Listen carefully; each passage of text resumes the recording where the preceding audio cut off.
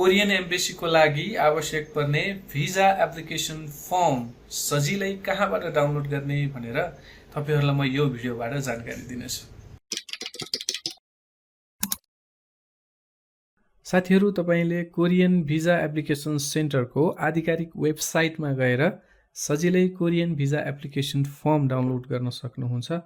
त्यसको लागि जुनसुकै सर्च इन्जिनमा गएर Korean visa application centre type गर्नुहोस्।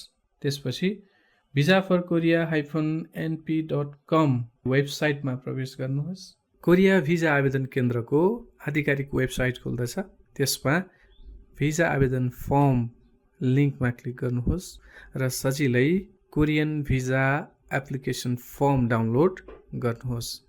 साथीहरु, अबको भिडियोमा म तपाईलाई कोरिया भिजा एप्लिकेसन फर्म कसरी भर्ने, यो फर्म भर्दा विशेष के कुरामा ध्यान दिने भनेर भिडियो बनाउने छु। तबसम्मको लागि हाम्रो सरल अनलाइन सेवाको च्यानललाई फलो गर्नुहोला। धन्यवाद।